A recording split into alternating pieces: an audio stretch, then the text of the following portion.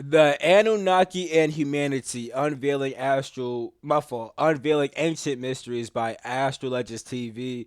I'm gonna like their video, like my video, support your boy.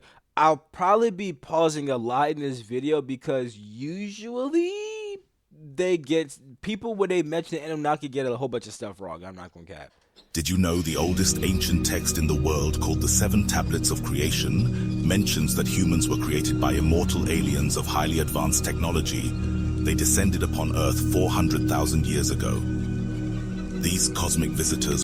Okay, look, it's like people like to mention the Enuma list. Right? The Enuma list don't even fully say that. First of all, you feel me? Number two, are those even really the oldest texts? You feel me? Like, three, I'm gonna just stop. Were descended upon Earth 400,000 years ago. These cosmic visitors were from a celestial red planet known as Nibiru. You see, like that right there, Nibiru, nigga, Nibiru. Nibiru's not the name of a planet. Nibiru was literally a fucking name that meant Caesar of the Mist, and it was a name for Marduk, I'm pretty sure. You feel me? Let me confirm that real quick. Yeah, bro, it's a name. Nibiru is a name for Marduk, bro. He was given that name after defeating the primordial goddess Tiamat and creating the heavens and earth from her body. This name Nibiru is interpreted as he who entered in, or Caesar of the middle, or Caesar of the midst. This title refers to Marduk's triumph in entering and dominating Tiamat's midst, her body or chaotic forces represented. You feel me? So Nibiru is not a fucking planet. It's a title that was given to Marduk, and Marduk is not an actual being. Neither is Tiamat. They are literally just personified, symbolic forces of nature. You feel me? Facts. To mine gold and resources. And with this whole mining gold and resources shit, you feel me? My girl just sent me a church she want to go to. I bet, yeah, we gonna walk that shit for sure. But what was I about to say? Yeah, with this whole mining gold shit, there was a period of time where you had Anunnaki beings who did come to Earth for various different resources, but not just gold. You feel me? They came for various different materials. You feel me? Our ancient ancestors called them Atlanteans or Anunnaki, and they painted the planet with them. No. The Anunnaki helped to make the Atlanteans. Look, nigga, if y'all niggas want the real fucking sauce, bro, go to my fucking Patreon and watch my video about ancient Mu, Lemuria, and Atlantis. I completely explain this whole Anunnaki story, what it actually is, what really happened, and stuff like that. You feel me? Because the Atlanteans were made by the fact that Anunnaki had mixed their DNA with some of the people which they encountered in Alkebulan, aka Africa. Presence with ancient antiquity that can be found in every corner of the world today. Such beings, remarkable as they were, mirrored humanity in many ways, and we share their depths of human-like emotions, the ardor of love, jealousy, lust, and the shadowy abyss of hate. Their heads and bodies were much larger than human, but we look like them, and they look like us.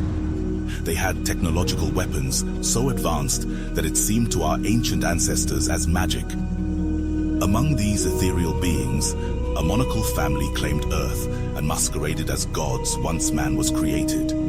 Anu, the father and king of all the gods. You see, like, Anu's not an actual being. Stood tall as a patriarchal figure, ruling from heaven, which is Anu is a symbol, bro. This is all symbolic shit, bro. I'm trying to tell y'all, bro. That whole shit is all symbolic shit, bro. It's all symbolic shit. I'm telling you, bro. Really space.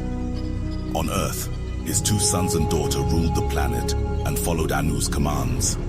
Enki, the oldest son of Anu, was the god of water and the wisest of the gods, holder of all universal knowledge and wisdom. The other brother and more brutal tempestuous son was Enlil, a warrior. Enlil and Enki represent two different kinds of consciousnesses, not actual beings. God of the winds and storms.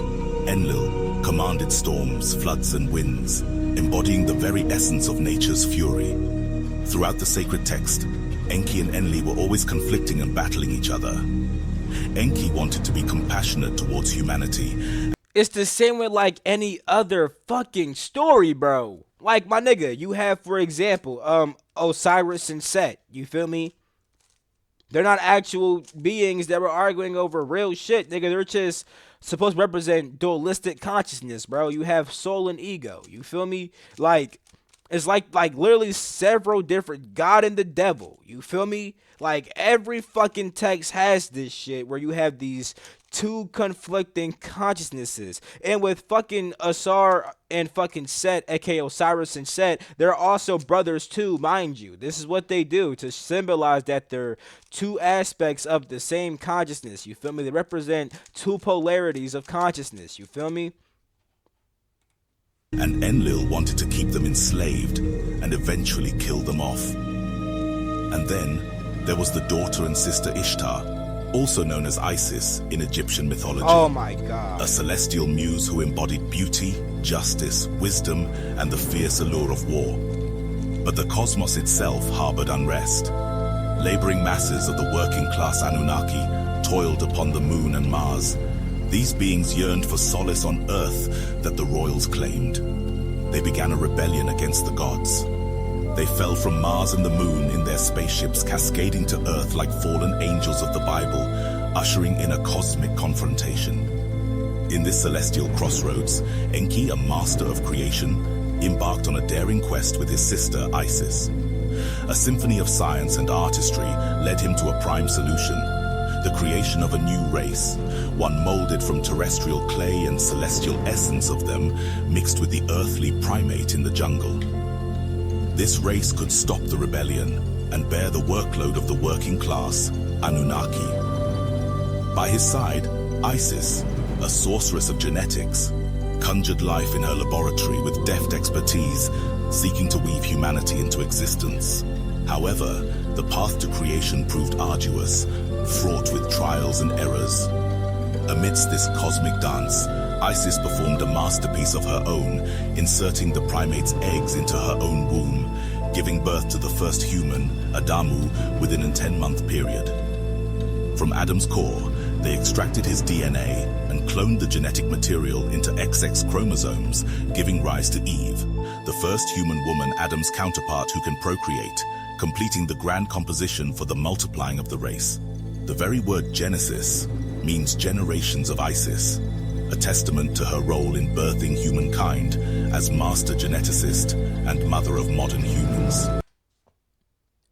No. No. This is like some sprinkled truth shit inside there, you feel me? There was a period of time where these beings called Inataka helped with making the Earth. They also collaborated with Andromedans and Altorians heavily. Then these Inataka lowered themselves down to become Inakata. The Inakata are like, imagine, okay, so the Inataka are like higher god beings, right? The Inakata, they're like, imagine like advanced as aliens, you feel me, that live on the Earth, right? These were like the first humans which were kind of godlike, and they had more etheric energy bodies and all this shit, you feel me? Eventually those Inakata, as they lived on Earth longer and longer and became more and more dense, they eventually developed purely physical bodies, and they started losing their connection to like their higher godlike status, you feel me? Eventually these beings actually mixed their genes with the genes of the beings that were already on the planet, primate like beings, in order to make a race of beings that could work for them, because they didn't always want to do this physical work, because they were so used to not being physical and being able to just fucking manifest shit with their fucking mind and all kinds of shit, that when it came to doing physical labor, they didn't want to do that shit, you feel me? However, they was not supposed to do that shit, and they were already warned by the Altorians and Dromedans. They were already warned not to do that shit, but they did that shit. So eventually the Pleiadians and Tall Whites and Altorians and Dromans, they all had this plan to pretty much help out these created humans, which were the Mu people, right? They became Lemurians and stuff like that, and then they eventually caused the Ice Age on the planet, and that Ice Age was supposed to be meant to pretty much kill off the beings that made these Mu people, but the Mu people were taken underground to survive, and then once the Ice Age was over, the Mu people came up from under the ground and became the fucking Lemurians. Meanwhile, you had people who were in Africa who were still alive after the Ice Age, and at this period of time, you had these Anunnaki beings that came, saw the people there, and they wanted the materials in Africa, right? But they also felt like they could actually help the people there too, and they merged their genes with those people so that way those people could help work with them, but because they were also connected, you feel me? Since those people in Africa had came from Inakata and Anunnaki have a certain link, which is why they realized that holy shit, us Anunnaki can mix our genes with these fallen Inakata, I'll just say, you feel me? And then we could have a class of workers to help us get materials, but we could also establish a race of ourselves on the planet and then form this new civilization called Atlantis. You feel me? Then that's how you formed Atlantis and stuff like that, you know? So these are things that actually really happen, you know? All this other shit's a little bit like, yeah, you feel me? But, yeah. The echoes of this cosmic narrative reverberated across cultures and times, inscribed in the tablets of creation and the poetic verses of Enumelish, immortalizing the journey of humanity's origin. Here, the threads of the divine and the mortal entwine, creating a mesmerizing tapestry that tells of our shared genesis, alien DNA, and reminding us that we are all stardust and stories interwoven in the great cosmic fabric. If you like this video, follow now for more ancient myths and legends. It was a cool vid. Cool vid, you feel me? Nothing too crazy, you feel me?